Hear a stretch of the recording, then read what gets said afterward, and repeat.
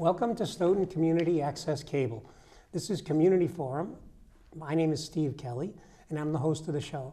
And today, I'm actually delighted to bring you a wonderful guest who is an aspiring journalist, and her name is Samantha Pickette. Welcome, Samantha. Hi, thank you. It's nice to be here. So you have had an interesting journey that brings you here. So tell us about what you've been doing. Well, I'm a graduate student at Boston University's College of Communication. I'm studying journalism. And this past June, I was chosen to be a FASPE fellow. And FASPE is an organization, fellowships at Auschwitz for the study of professional ethics. And basically what it is 12 aspiring journalists are chosen to travel to New York, Poland, and Germany. And we study journalism and ethics through the lens of the Holocaust. And we go around Poland and Germany looking at at different Holocaust landmarks. We go specifically to Auschwitz, and we spent about 3 days there, and we study journalism during the Holocaust and sort of relate what journalists were doing then to how contemporary journalists deal with human rights issues and humanitarian crises, and how we as aspiring journalists can learn to make ethical decisions in our future careers. Wow, it must have been a riveting, I'm not sure is the right word, riveting, but it seems to me that like almost like a ghost kind of a feeling. What was that like? It was a very powerful experience. I think that would be the word I would use to describe it. I'm very glad that I did it. I wouldn't necessarily describe it as fun, but I definitely learned a lot, and especially going to some of the museums and memorials, and especially going to the camp. It was very powerful because you learn about it and you read about it, and it's a subject I've always been very interested in. And so, you know, I've read different Holocaust memoirs and different histories, but being in the place and really seeing where all of those atrocities were committed, that was more, it was more than I could have expected. It was very powerful, it was very moving, and it was an experience unmatched. I've never had anything like it. Wow. So I guess when I said ghost, I was referring to it's almost haunting. Yeah. To go to a place where so many people have had to die. Right. Right, and then and defenseless people, and too. Mm-hmm. One of the things that's always interested me about the Holocaust is the culture of conformity mm-hmm. that allowed that to happen. Mm-hmm. And there's a sense that there was some of that going on with journalism. Not only the German people, mm-hmm. the Jewish people allowed this in some small way.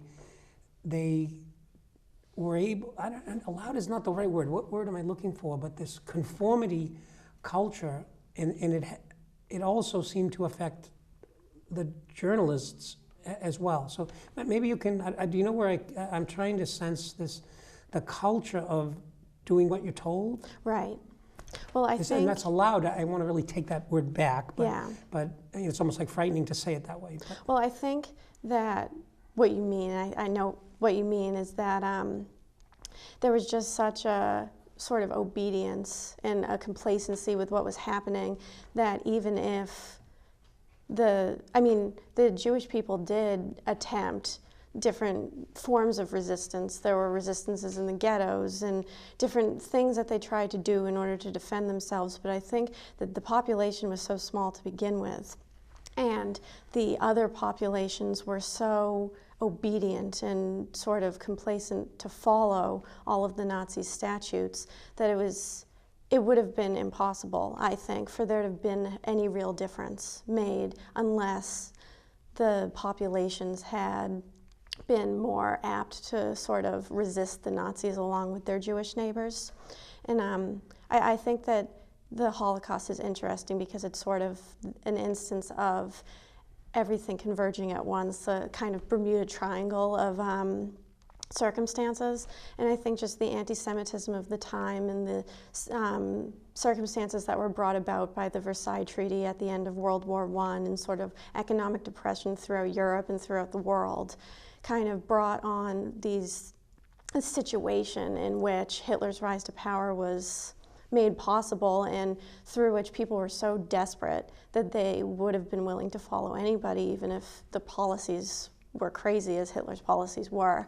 And in terms of journalism, I think it's very interesting because German journalism, at the beginning of Hitler's reign, there were almost 5,000 different newspapers throughout Germany.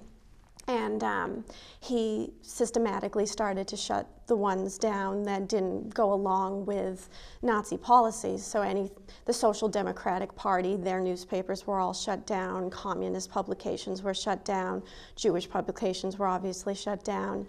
And it was basically, the press became a puppet of the Ministry of Propaganda under Joseph Goebbels, who of course was very closely related to Hitler. And so it became an instance where German journalists were basically just regurgitating anything that was told to them by the government. And in some cases, there were actually newspapers that were created by the government in which government officials wrote all of the articles. So Das Reich was one of the newspapers. It was created in 1940 by Joseph Goebbels, and it was created to be the kind of sort of like the New York Times of Germany. It was meant to be the national newspaper that could be presented in an international forum as sort of, Germany's version of the best news and, the best kind of journalism. And all of the articles of Reich were written by German journalists, but a lot of them were written by Goebbels himself. And so they were very anti-Semitic in nature, very pro-Nazi, very pro-Hitler. And it just goes to show that under a fascist regime like Nazism, there was no room for a free press. And because of that, without the press sort of being able to act as the fourth estate that we talk about, free press and stuff like that, it makes it so that there was nobody watching the government, there was nobody calling the government out on its just complete takeover of power and overstepping its boundaries. And on the other hand, you have American journalism, and the New York Times is usually held up as America's newspaper. And when you look at the Times coverage of the Holocaust, it's very interesting because over the course of the war, from 1939 to 1945, there were only 26 articles about the Holocaust on the front page of the newspaper out of 24,000 articles during that time range that were on the front page. And of those 26, only 6 of them actually discussed the fact that Jews were the primary victims of the Holocaust. For the most part, all of the stories were very much buried. You would go and on page 8 or page 11, there would be a story that described Jews being deported from France or being deported from Holland. And it would describe how many there were, it would describe where they were going, and it was clear that the Times had the information, but the articles would be 3 sentences long, some of them were 5 sentences long. They would be buried in the newspaper. There'd be no photographs, and so it was kind of a space filler, and people were more interested in the war in general and how the Allies were doing, and obviously the top priority was America winning the war. And so the story of the Holocaust specifically fell through the cracks, and I think, and one of the things that we discussed in detail on the trip, this was an example of an ethical failing of journalism, because especially in America, with, we're the watchdogs of society, free press, the First Amendment, we're supposed to be the ones who are disseminating the news, even the news that's difficult to read. And in that specific case, there was just such blatant agenda setting that it was impossible for people to know what was going on, even though the information had been available since 1942. So I guess what is bothersome is that there are influences in everyone's life, whether you're a journalist or police officer or a school teacher, that point you in a direction that that a journalist back in 1940 might be under at the New York Times. Mm-hmm. So, for instance, if the editor in the newspaper is saying, here's where we're going to focus. We're going to focus on the war, the results. Right. And this story here is not going to give us the kind of readership and the impetus that we're looking for. Mm-hmm. How do you see yourself as an aspiring journalist answering to that kind of dilemma? Mm-hmm. Because it's somewhat, say, easy to point the finger back and go, right. They didn't do it right and I could have done it better. But I question that in myself, and I wonder, how do you answer that question? Well, it's a difficult question because especially now, I think it's easier for information to get out there. I mean, back in 1942, when the newspaper could have been putting the Holocaust on the front page, basically, if the news wasn't in the newspaper, it wasn't anywhere. And now you have social media, you have self-publications, you have blogs, all sorts of different resources that we can use so that if an editor tells me, well, we're not going to publish that story, I can say, well, I'll take to Twitter, I'll take to my blog, and it will get out there somehow. It's particularly interesting because if you look at a contemporary example, the Nigerian girls who were kidnapped at the end of April, or mid-April, the news didn't really cover that story for about a month after it happened. It was sort of a secondary story. It was briefly mentioned, but not given due attention. And it wasn't until the social media campaign, Bring Back Our Girls, that sort of the public dictated to the press, no, this is something that we need to know about, this is something you should be reporting about, why aren't you doing this, that the press stepped in at the, beginning to middle of May and started reporting about it in earnest. And in the case of the Holocaust, obviously, that's not possible. The media had much more power because the editors were able to say, this isn't something that we're going to cover, and so they basically dictated to the public, this isn't important, don't worry about it. And I feel like now editors don't necessarily they still have that power, but they don't have it as much. I feel that sort of social media and sort of the democratization, I guess, of journalism has made it so that anybody can really report the facts, be a journalist. And in that sense, it makes it so that even if a mainstream publication is choosing to ignore something that's happening somewhere else for whatever reason, that doesn't necessarily mean that everybody's going to be in the dark about it. All right, let me switch gears a little bit. I'm wondering if Gina or Roy, and I just want to say thank you both to our volunteers. Leo McGowan is behind the cameras in the back screen, and Gina is one of our, I think, executive or assistant producers out back with Roy Cohen. And I'm wondering if they could pull up a couple of photos that you brought back with you, and there were a couple that I had seen. Which would you like to see that would be poignant, let's say? I think maybe we could start with the some of the memorials in Germany. Maybe the photo of Track 17, which is one of the memorials on the outskirts of Berlin. Okay, so can you guys pull that up for the audience? That'd be great. So here we have a picture. Maybe you could explain why this is important. So this memorial is on the outskirts of Berlin, like I said, and Track 17 was one of the major deportation sites for Berlin's Jews. And throughout the war, about 50,000 Jews from Berlin were deported to various ghettos and concentration camps from this specific deportation site, this train station. And in the beginning of the war in 1942, 1943, a lot of the Jews were being deported to different ghettos, the Lodz ghetto in Poland, Theresienstadt, and starting in 1943 to 1944, the Jews were mostly sent to Auschwitz.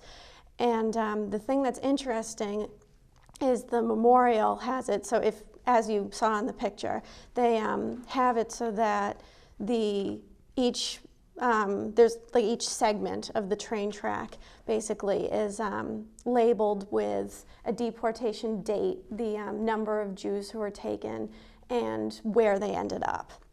And the thing that's very interesting is that at the beginning of the war, you see in the early 1940s, the number of people being deported are in the thousands or high hundreds. But towards the end of the war, 1944 and 1945, when Germany was clearly failing, you see that the number of people being deported are in 20, 10. There was one that was 7. And it just... 1,000. No, 7 people. And to me, that just spoke just so much to the tenacity.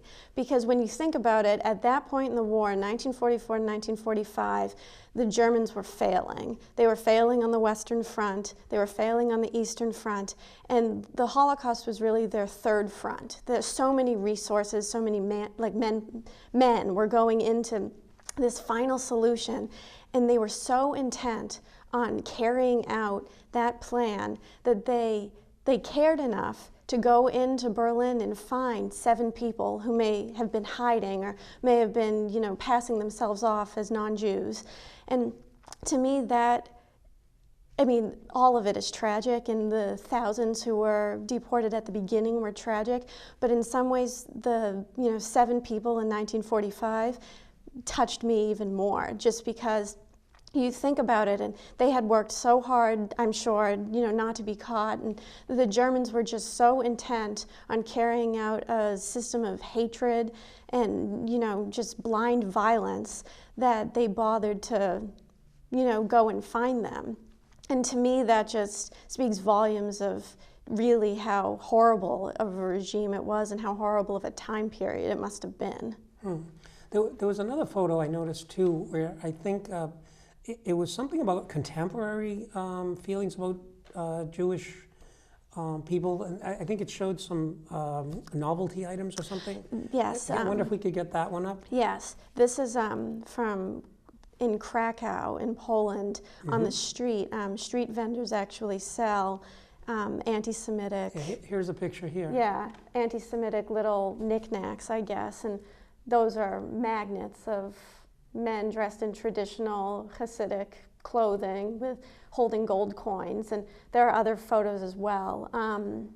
And so how is it what makes that anti-Semitic? Well, it's interesting to think that they even sell them, because Krakow now only has a Jewish population of about 200. In all of Krakow? In all of Krakow. Poland, actually, the Jewish population is about 5,000 in the whole country, compared to 3.3 million in 1939. So there are not very many Polish Jews left to speak of. And when you ask these street vendors why they sell them, they just laugh it off and say that it's supposed to be fun. But as you can see, looking at them, they're not very fun at all. They play upon the same sorts of stereotypes and anti-Semitic notions that made Jews into an other, that, their Polish neighbors they couldn't see them as Poles. They couldn't accept them as part of the Polish, ethnic group. And that was, that's one of the main reasons I think that Poles were so quick to turn the other way while their Jewish neighbors were being taken away and in some cases participate. I would be very strongly not suggesting that Polish would be the only people, so we just careful about that. Yes. But it really was one of the German tricks, Hitler's tricks, to create this sense that Jewish people were not people. Right. And he did a lot in trying to create this other identity of, I think he had cartoons made showing Jewish people as rats. Right. Right? And then he would have a rat with a tag, like a name tag, that said Jew. Yeah. And these were part of the tricks of the trade of trying to persuade people that Jewish people were not people. Right. And that was very harmful and also like contagious, if you will. Yeah. So. And really, when you look at those photos, also, they look exactly like the cartoons that the German propaganda ministries sent out. And so that's disturbing that those are there, I think. And I mean, it's interesting because we spoke with a professor at Jagiellonian University in Krakow. His name is Zadislaw Mach. And he talked about sort of Polish collective memory and how the Polish memory and discourse about the Holocaust has really changed since the fall of communism.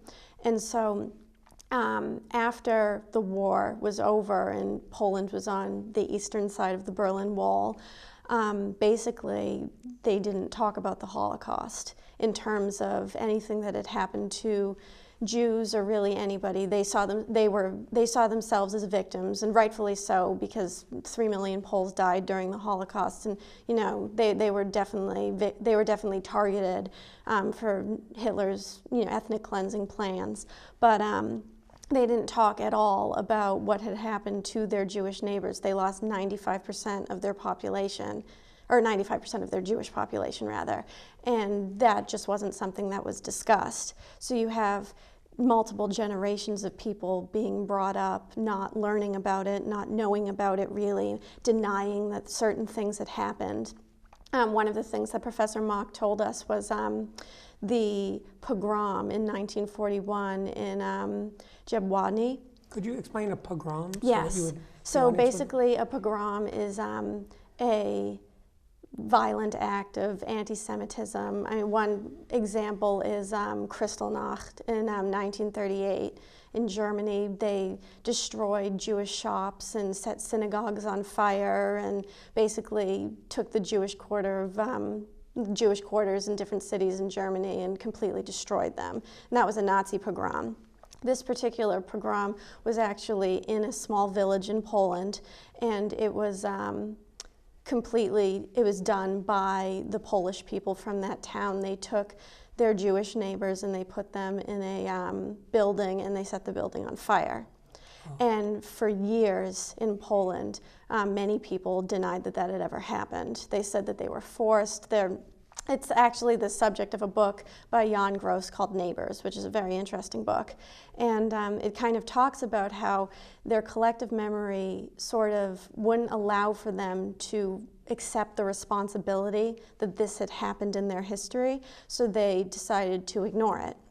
And with the fall of the Berlin Wall and the fall of communism, Professor Mach told us that Poland has had sort of a reawakening, and now, especially among the younger generation, there's more of a push to go back and learn about the history of the Holocaust, the history of Polish involvement, both negative involvement of people giving away their neighbors and positive involvement of people helping Jews and hiding them. And there's much more of an effort to kind of accept the fact that Jews weren't an ethnic other and that they could be thought of as Poles, because there's been some push. When you read statistics, it says that 3 million Poles died. And that is 3 million Polish Christians. Really, 6 million Poles died because 3 million Jews died as well. But they weren't considered Poles, even though most of them were born and raised in Poland. And there's much more now of an effort to sort of shed that mentality and accept the fact that these Jews were Poles and that their struggle and their, the perishing of those Polish Jews is something that not only affects Jewish people, but affects Polish people as well. So, is there any sort of analogy or comparison with America when you look back to the Indians, for instance? And it's been stated by some people that we ethnically cleansed the North America in order to achieve the United States. So I don't know if it is, and the idea that collective memory. I'm not sure the average person on the street would say, oh yeah, I remember my ancestors must have knocked off a few Indians here and there, but not really. I mean, there's no real, I don't sense a collective memory of ethnic cleansing, and I'm not sure that, I've also heard it contended that the disease is what really the European diseases hurt the Indians more, but certainly we are now on land that the Indians had migrated to and lived in for hundreds of years prior to what we are. So there is some sense of this collective forgetful memory is employed by our country as well? I think to a point, I guess you could say that. I think, though, that because we're much further removed from that than we are from World War II, it's easy. I think that on our part there is a little bit more of an effort to acknowledge what settlers did to the Native Americans and what, you know, our ancestors did to the Native Americans in the 1800s. And, you know, I don't think that we're 100% there yet, but I think that there is an effort there, and I think it's easier for us because we're a couple hundred to 100 years removed from that, so it's not as fresh. There aren't still people around who can tell you what it was like to be there when, you know, the Pilgrims landed and decided that this was our land and not theirs anymore. And I think in Poland it's more difficult because for a lot of these people, these are their grandparents and they're still alive and they remember. And so they choose not to talk about it because they were there and it was, you know, awful, and it's something that they choose to forget.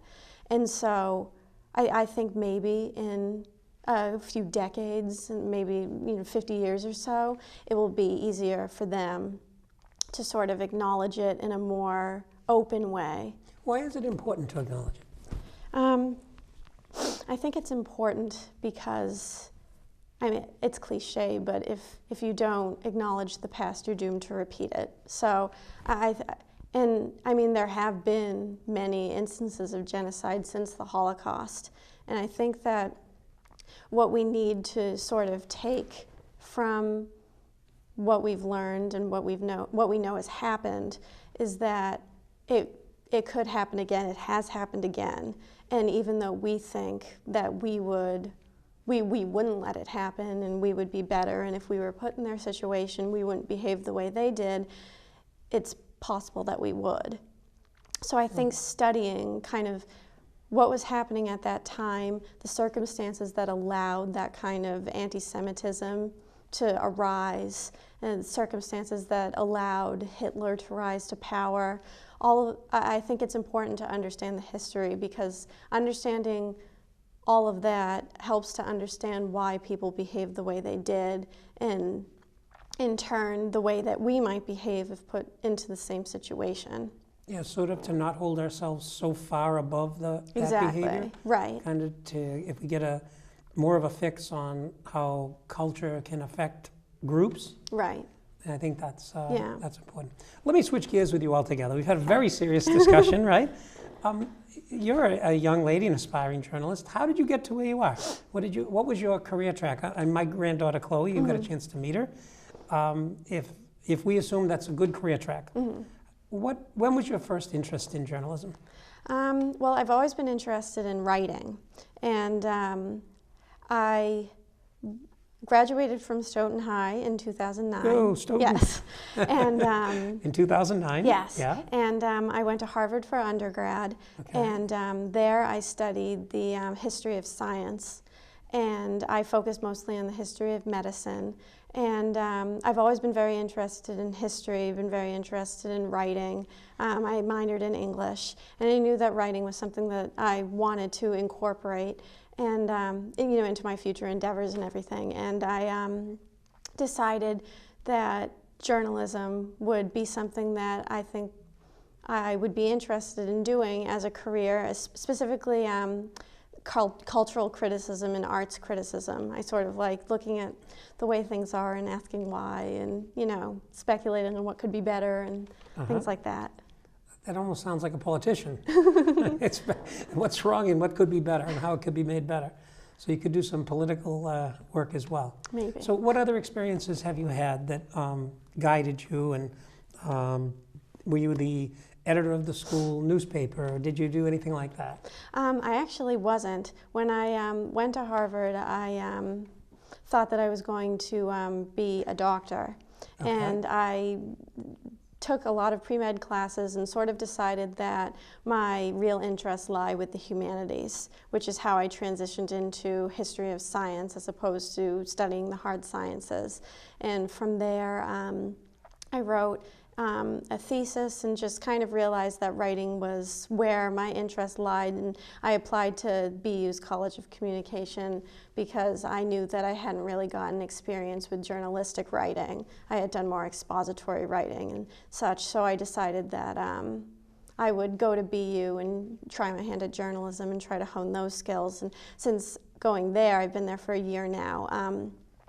I work at BU Today, which is their publication, and I am the student editor of The Comment, which is the grad student magazine there. And it's been very interesting because it's a very different way of writing and sort of a very different way of looking at the world. They teach you sort of to be skeptical of everything and sort of inquisitive and not take anything at face value. So it's definitely interesting. I'm liking it so far. Yeah, it's teaching you a new way to be. Right. Yeah, and did you sense when you were on your journey with the other students that they were like fellowship in that way, or did you run into people who you felt were taking things at face value a lot? No, I definitely think that we were all sort of on the same page as that, especially most people were still in grad school, some had just graduated, so being fresh from that kind of academic environment, you sort of have it drilled into you that you're not supposed to trust anyone. So that. Okay.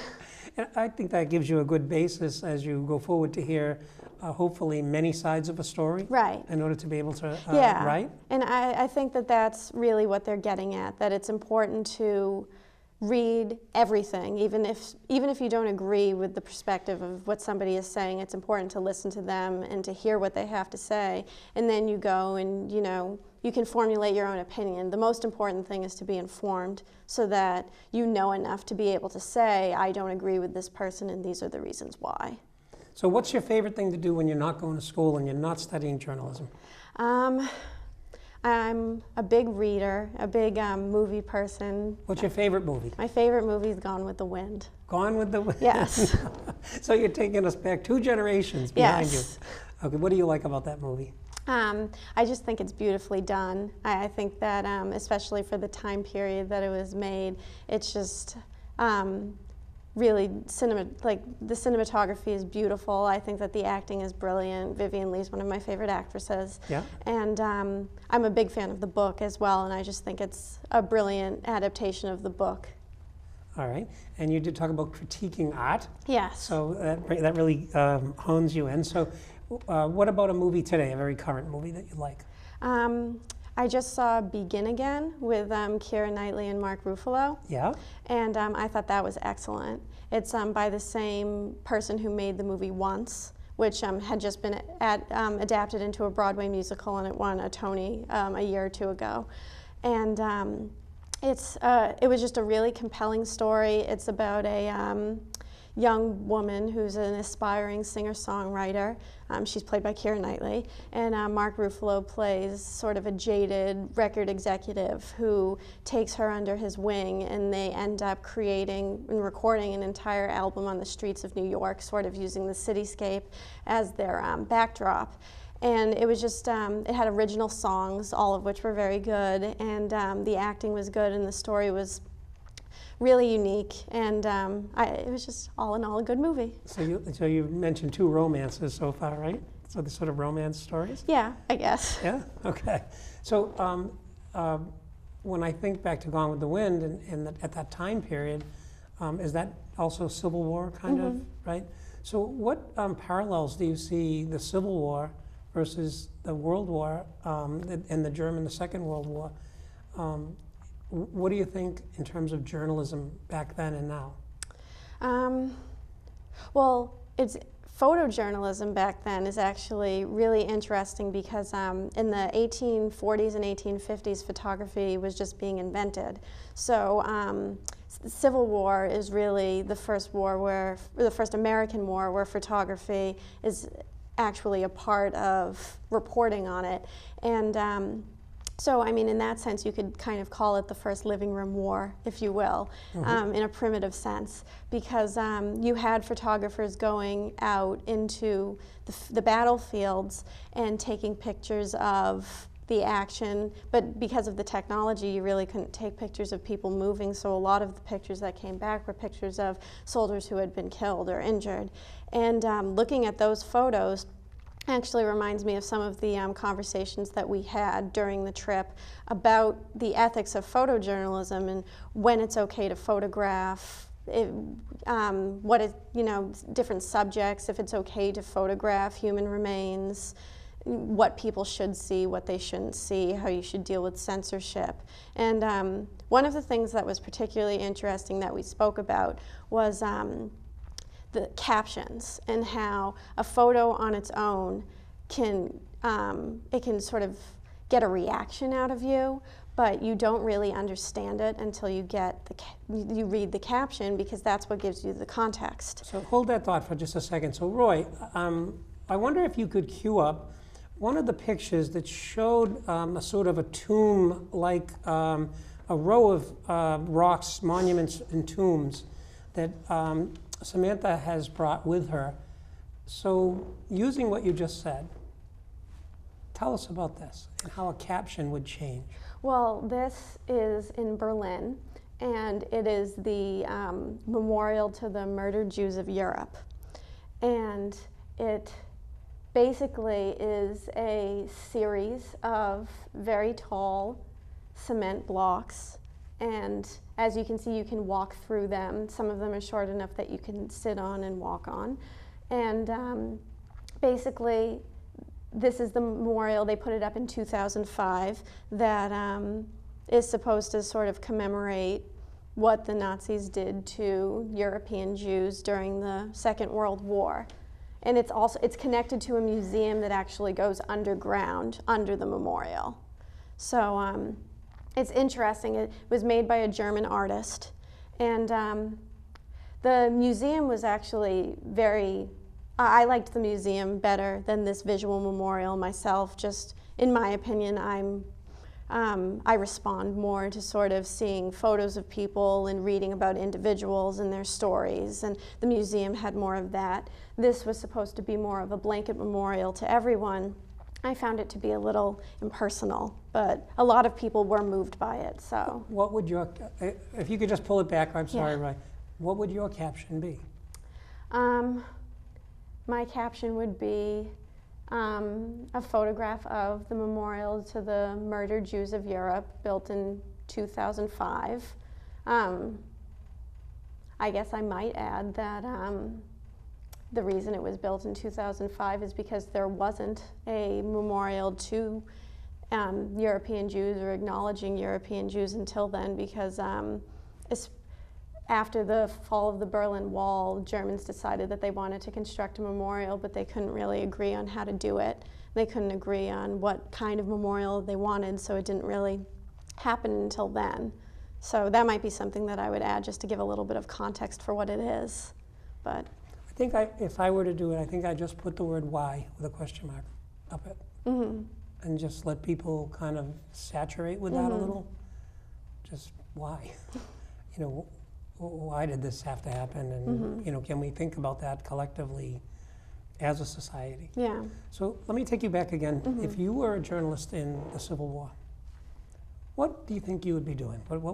How would you get to this idea of the truth when you've got a South and a North who both believe in the truth, and they think their way is the truth? So what would you as a journalist do?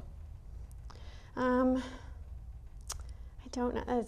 It's a tough question. I think that the best that any journalist can do, regardless of time period, is just sort of report as deeply and accurately as possible. And I think during the Civil War, and really during any wartime, it's difficult because you obviously can't get all of the information. A lot of it is classified. You can't go on to the battlefield while battles are happening because you risk injury or death, and the government you have to believe what the government tells you. There's kind of a bottom line.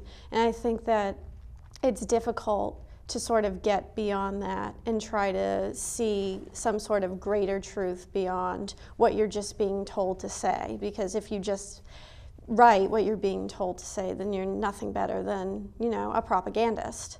So, I mean, I'd like to believe that I would, if I was doing some sort of reporting during the Civil War, during any war period, I would just try to get to the truth of what was happening. Because there was a lot of, kind of censorship and everything back then. And a lot of it was for the good of the war effort. And obviously you don't want to undermine the war effort. That isn't what a journalist should do, but at the same time, you shouldn't just be a puppet. I'm curious, is it true what you say that you shouldn't undermine the war effort? I'm thinking of the Vietnam War. Mm-hmm. Perhaps it needed to be undermined. So I'm not sure. I'm just throwing that out that you could rethink and think. Well, questioned, yes. Not undermine. I don't think it should have, not sabotage. I meant undermine in terms of sabotage. And not sabotaged in the sense, you don't want to cause harm to soldiers, but you do want to call things into question that don't seem quite right. But I guess here's where this ethical dilemma, who's soldiers? If you caused harm to some soldiers, then the harm to other soldiers would be lessened. So there is this moral, ethical place, this queasy, uneven place that if you question what's going on, it leaves you not knowing what to do. Right. So I don't know, as a journalist, how do you go forward with that? How do you, is inaction, in fact, negative action? And I don't mean to burden you too much. No. I'm trying to sort of draw from you this place that you and the audience could have an appreciation for how fallible we all can be in the position of journalism. And it's difficult because you can't really ever know what you're going to do until you're in the situation. So, in some sense, hypotheticals, you can talk all day about how, which decisions you would make, but until you're there, it's kind of hard to tell. But I think that just the bottom line is that as long as what you're reporting is true, the best that you can do as a journalist is just sort of report the truth, to keep a healthy skepticism without being a cynic. I'm worried around this word truth. Mm-hmm. I'm worried all around it because your truth isn't the same as my truth. Right. So how do you discover some place where truth has more meaning than what we commonly give it? And as a journalist, is that your challenge? I think so. I think that the biggest challenge is trying to sort of get at the most accurate, most objective, most truthful story that you can, and sort of not let your opinions color it, not let the opinions of others color it. And I think that that's an ideal that maybe is maybe impossible to achieve, but should definitely be. You should definitely strive towards it, I think. Is it possible that it could be more ethical if your opinions did color it? You posit that to not let your opinions into it. And I'm curious, I'm only mentally exploring this with you. I'm not, I have no dictation on this. I'm trying to grasp, is it possible that by not letting your opinion color it, or is it possible that we are letting our opinion color it no matter what you say, so to take the thought that we aren't going to color it is almost sort of self-betrayal, and therefore that plays into this whole conversation of what you're exploring as a aspiring journalist, is this whole idea of what is ethics. Right. How do I truly become ethical as I seek out this profession and the responsibility of presenting to other people what you find? Well, I think that that it's fine to include your opinion, but I think that you need to be forthright about it. I don't think that your opinion should be presented as fact. I mean, when Walter Cronkite came on the evening news and gave his report on Vietnam and came to the conclusion that we should leave. that was very clearly his opinion.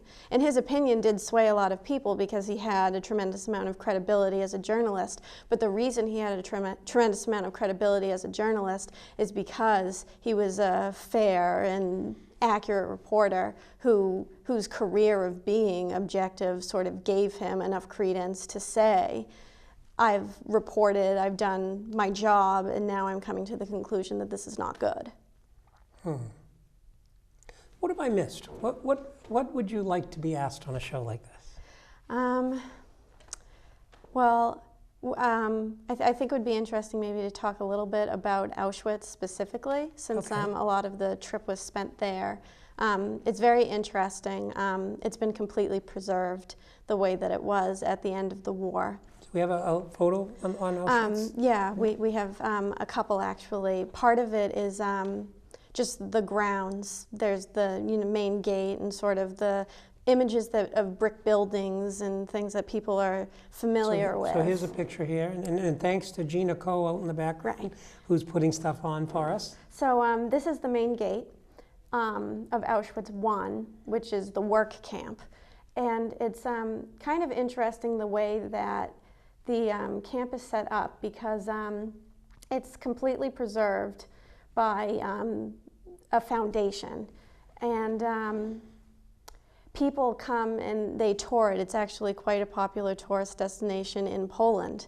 And it's in a town, Auschwitz, which is still a populated town. It was there when the camp was there and functioning, and it's still there now. And as you approach, there are regular houses with swing sets in the yard, and you can sort of see the camp from the background. And it's very eerie. And you enter the camp, and there's a parking lot with campers and people with fanny packs, putting sunscreen on. And it's very much, from the outside, it sort of looks like a Disneyfication of Auschwitz. People take pictures under the gate, sort of posing. And in that sense, it's very kind of disturbing, because you know what's happened here. And just the thought of tourists being there, it's sort of disarming. And the camp itself, each building has different exhibits in it, and it's very powerful, the exhibits that they have. I mean, a lot of them are belongings that were left over by people who were part of the last set of deportation. These are shoes that basically what happened, and these are suitcases. And as you can see, the names of people are on the suitcases. They would arrive by train. They'd get off the train. The Nazis would tell them to write all their names on their belongings, that they were going to be getting them back, but that they needed to shower and get settled first. And so they'd write their names on everything, thinking that everything was going to be fine. And then they would be taken and they would be put into the gas chambers and then the crematorium. And they were told there were showers, though? Yes. So they didn't know what was going to happen. And the thing that's really interesting is the Nazis would then take all of the belongings, so the shoes that you saw. There was a whole room of just glasses. There was a room of dishes and sort of kitchenware, the room of shoes, and they would put them in a special bunker, and they called it Canada, because it was, for them, Canada was a place of it was a land of plenty. And so they'd put it in Canada, and then from Canada, the goods would all be shipped back to Germany, where they would be given to, Aryans. And so these particular suitcases and shoes, etc., were from the last batch of deportees who came to Auschwitz, and it was 1945, and the Nazis didn't have time to send it anywhere because the front was closing in, and they had to evacuate before they got the chance. So these artifacts are left over, and just going through, looking at all of these belongings, looking at the buildings, and sort of knowing everything that had happened. I mean, as you can see, that 90% of the victims were Jews, and 1.3 million people were murdered there. And it just... In this one camp. In this one camp. And it's mind-boggling. And walking around there, on the one hand, felt wrong, like I was sort of trespassing at a graveyard.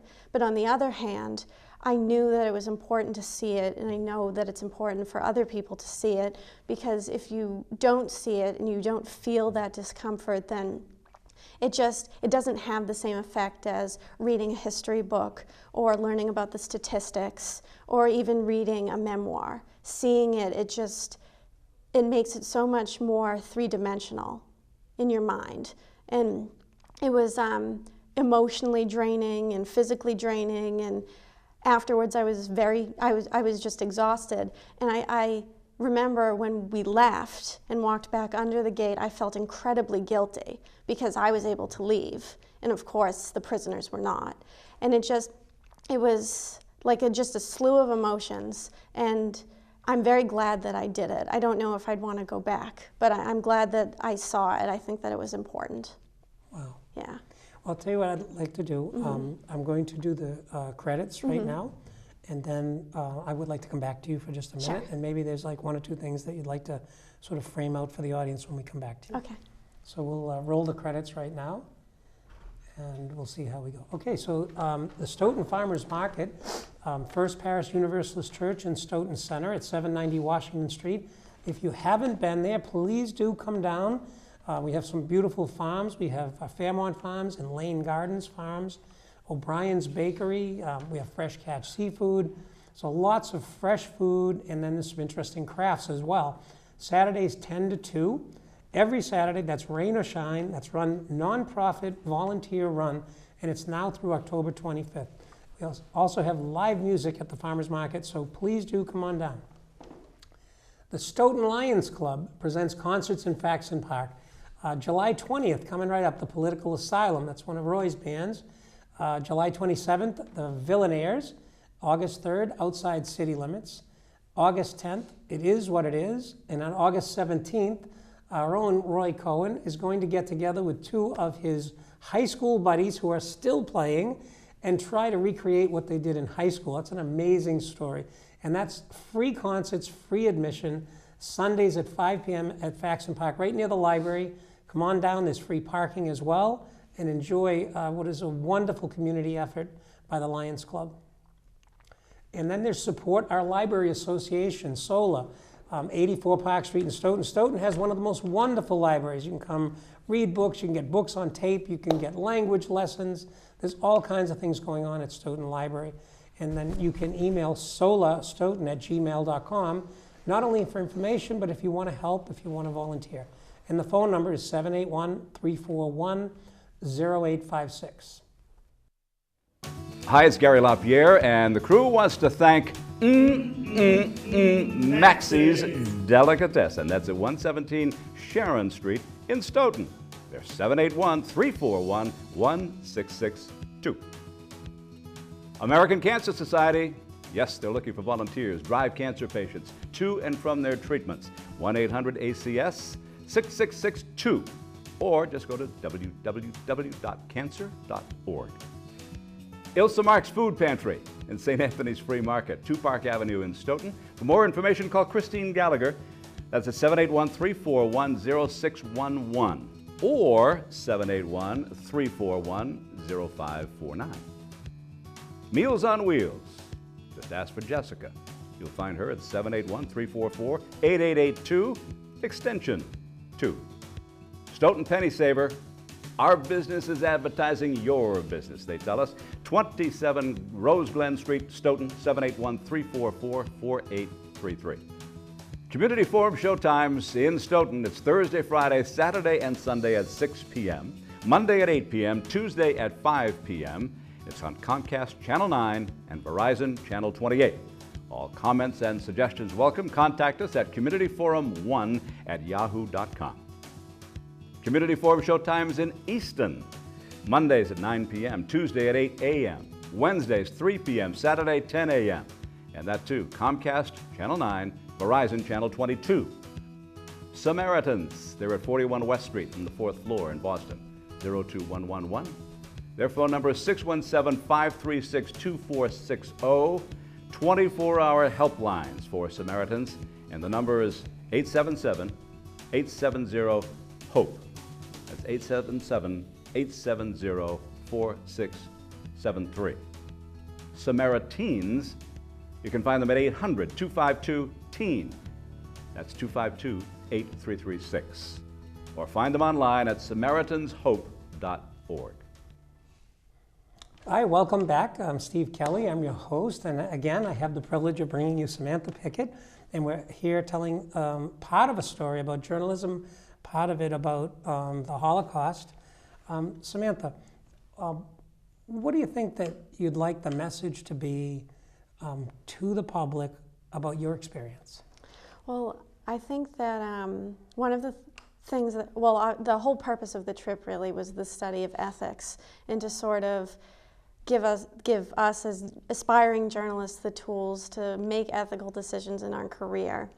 And I think that the thing about ethics, professional and otherwise, is just that there's no real cut and dry answers. I didn't come away from FASPE knowing that, these are the decisions I have to make to be ethical, and these are the decisions I, can't make if I want to be ethical. It's more of an attitude of sort of going into a story knowing that you might be thrown certain things that make you uncomfortable, certain things that may make it harder for you to do your job properly, but that as an ethical journalist, it's important to have the tools to sort of be able to consider your options for making sure that despite whatever circumstances you're put in, you can come out with the best story that you possibly can. So, be more specific, if you would. What are those tools that you're speaking of? You say you need the tools to be able to be ethical. Like, what would you say? Like, give me one that you would say is indispensable. There's one thing I'd have to do so that I won't get into that gray area in an uncomfortable way. What would that one tool be? Well, like I was talking about before, I think that one of the things that I took away from the trip was that everything should be approached with skepticism, but not cynicism. One of the things that we discussed specifically was the ethics of fact-checking a Holocaust survivor, the story of a Holocaust survivor. There have been several cases of people sort of fabricating memoirs, and it puts us as interviewers in a difficult position, because somebody's telling you a horrifying story, and for you to stop and say, well, were you really in this place? Did this really happen? It's difficult, but the most important thing is to, as a journalist, make the story as infallible as possible, and by doing that, you have to sort of ask uncomfortable questions, not with the aim of tripping the person up, but with the aim of making sure that their story is ironclad so that it can't be questioned. So that even though someone is giving you a compelling story, to not be swayed by that, the emotion or sensitivity to the story. Exactly. And be able to express questions in a way that doesn't offend, and still be able to get to the point that, that is verifiable. Right. In some sense. Exactly. Wonderful. All right, well, we're at the end of our show, and I hope you can come back someday and tell us more journalistic adventures. One of the things I didn't get to explore, I'm hoping, is to talk a little bit about gender in journalism and how that changes what might get done. So thank you so much, Samantha, for being part of the show. You did a great job. Thank you. Thank you for having me. All right.